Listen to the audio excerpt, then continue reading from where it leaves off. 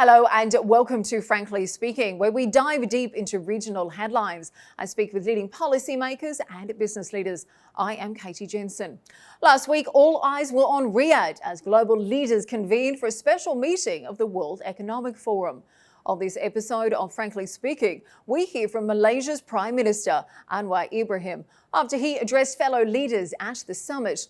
We ask him why he's advocating for Saudi Arabia to assume a larger role in world affairs and the current state of Malaysian-Saudi relations. We also explore his critique of Western hypocrisy and the ongoing crisis in Gaza and address ongoing reports concerning high-level Malaysian government corruption.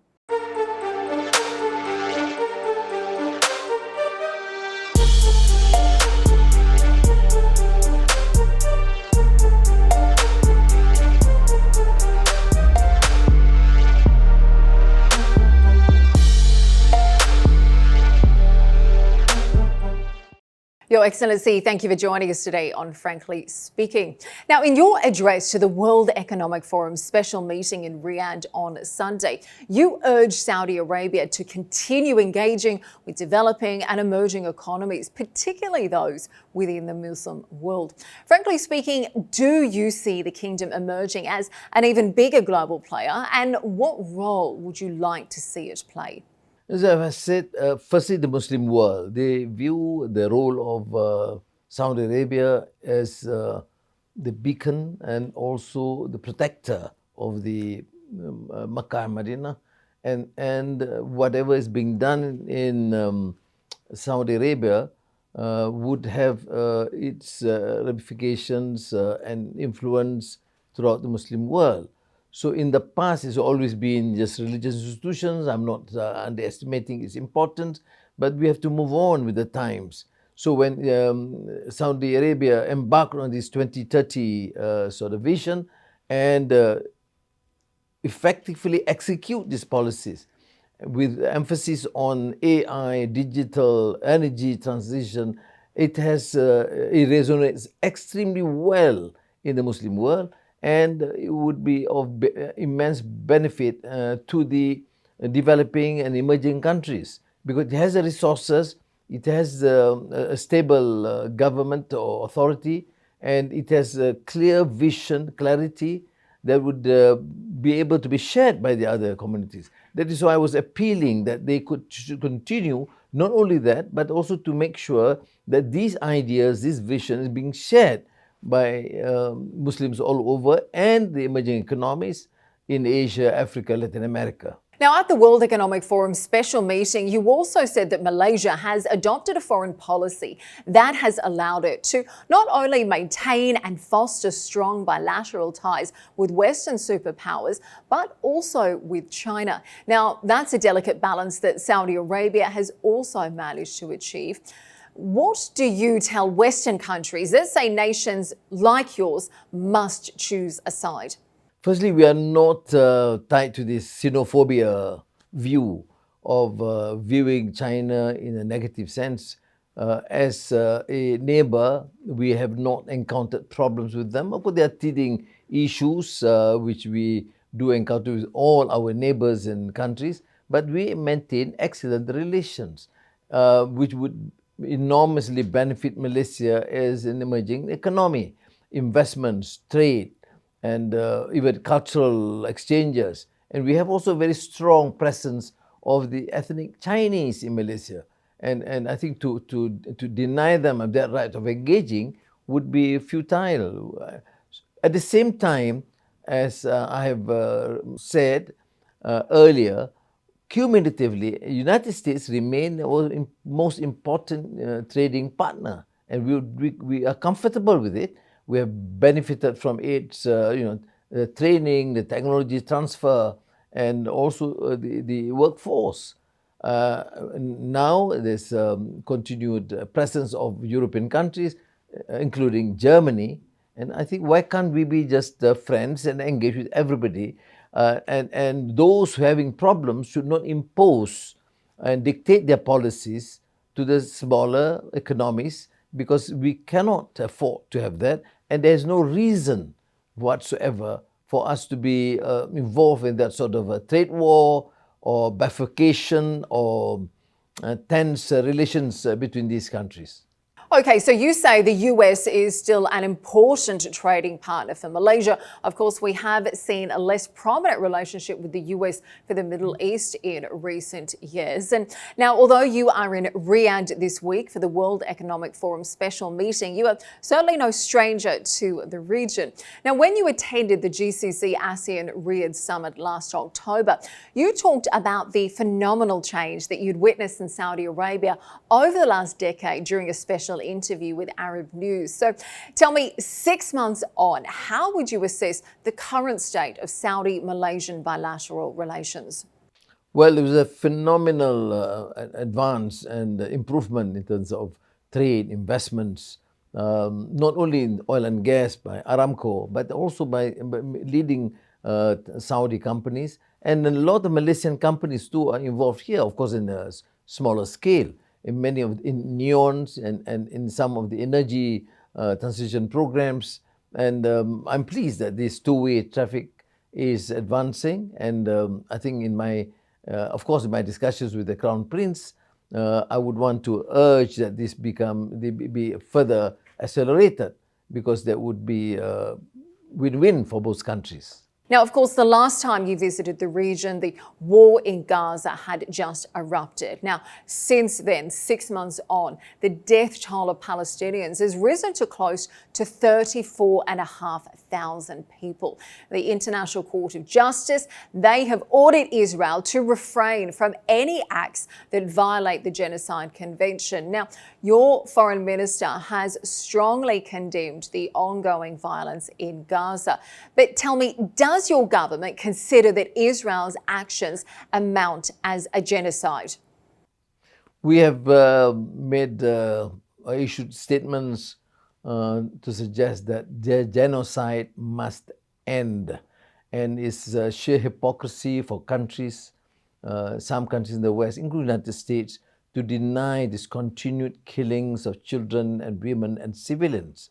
Whatever your political position is, I don't believe that in this period we can condone this sort of inhuman, barbaric acts against fellow human beings. And I think that position is clear. As you have said, the foreign minister made it very clear, and our position is very strong in that direction. I know for a emerging developing country, it may sound a bit too harsh, but then how do you condone continued killings of women and children? There's no other way except to at least express in a very strong terms possible. I appreciate the role of the Arab neighbors and Turkey and Iran and all these countries trying to do their part.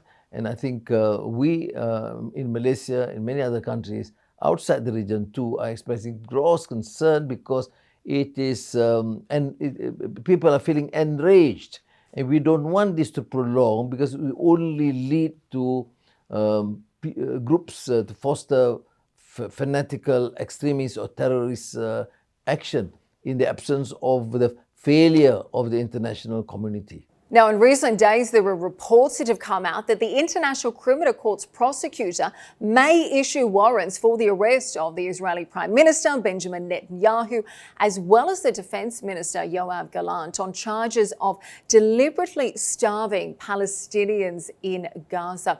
Tell me, would your government welcome such a move?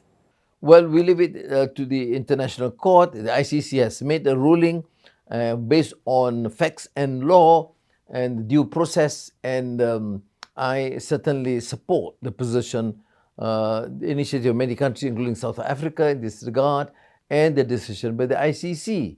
And I don't believe that any reasonable person could dispute the incontrovertible facts adduced to support the allegation that the genocide had been committed. So would you welcome the move of these arrest warrants, though, against the Prime Minister and the Defense Minister of Israel?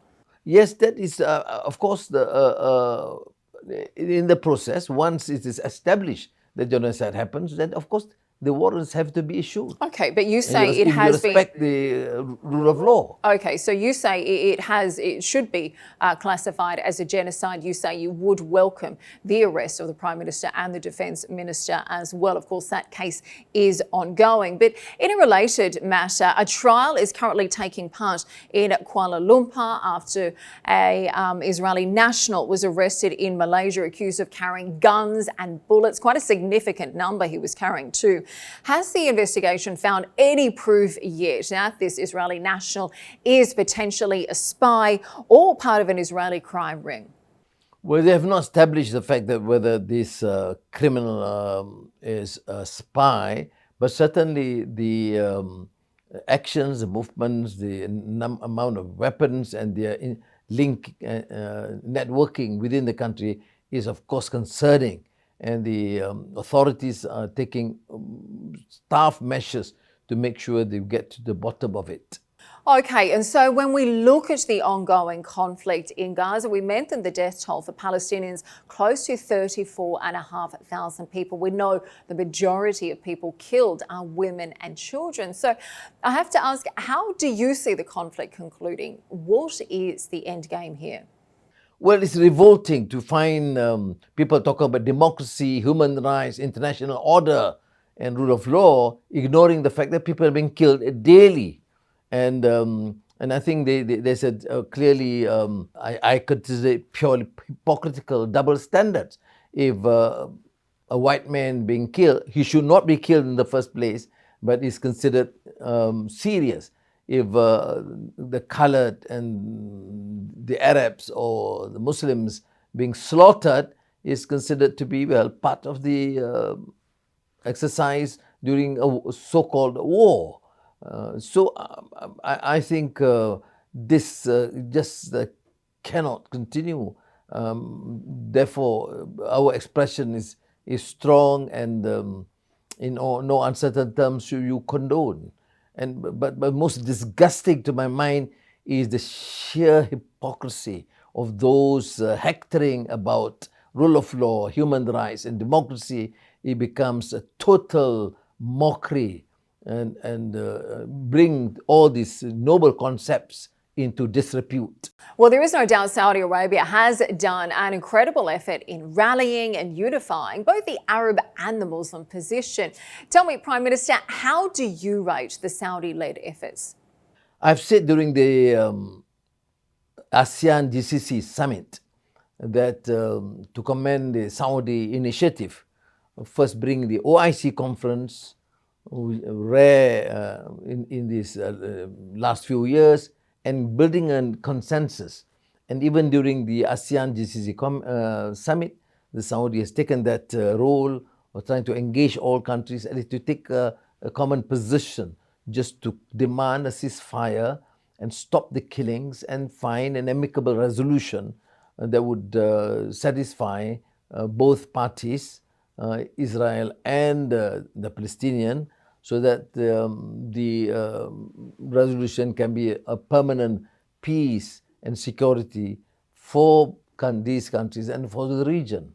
And do you think we will see a recognition of Palestine this year? Can the US be convinced not to veto? Well, we talk about international community, we talk about multilateralism. Here, 139 countries have given a tacit recognition to the state of Palestine. Now, why must one or two countries consider them above all these considerations and refuse to accept this? And to my mind is dishonorable to deny the right not only of Palestinians but of the international community when they decide after years or decades of deliberations, looking at the facts, looking at historical antecedents, looking at the precarious and position now on the issue of security of the region, issue of economic progress. I mean, after all these considerations, 139 said, yes, we must recognize the existence of the state of Palestine we will have to respect. I don't believe any country have the right to deny the sentiments, aspirations of the world.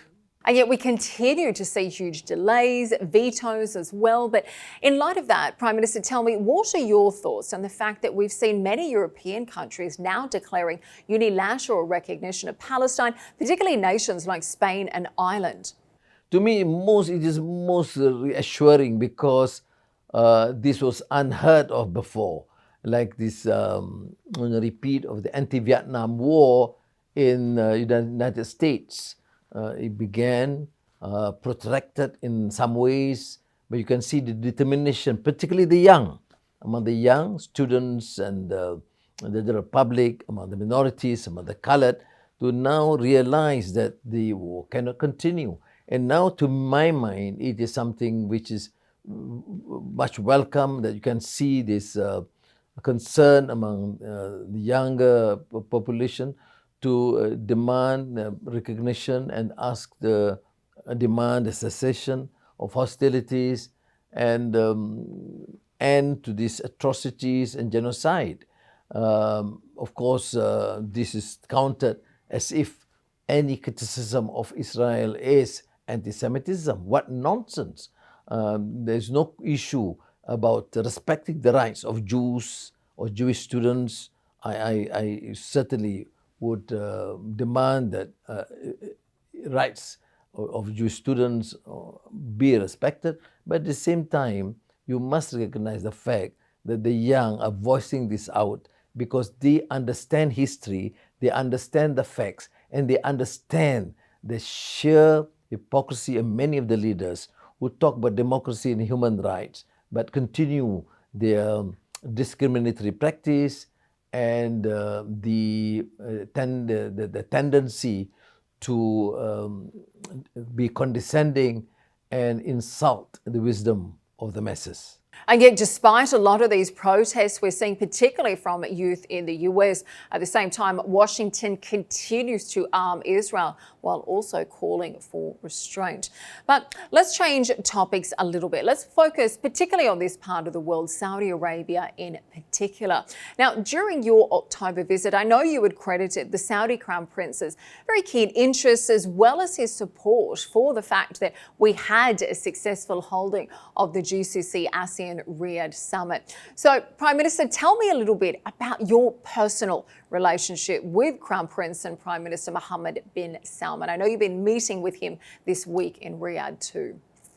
Well, I must say that I'm fortunate because Crown Prince MBS consider me as a friend. We do exchange notes from time to time, and he personally requested me to be present and gives me a good opportunity to express some of the concerns and more so to be focused on economic development, on relationship that it covers particularly in terms of trade and investments.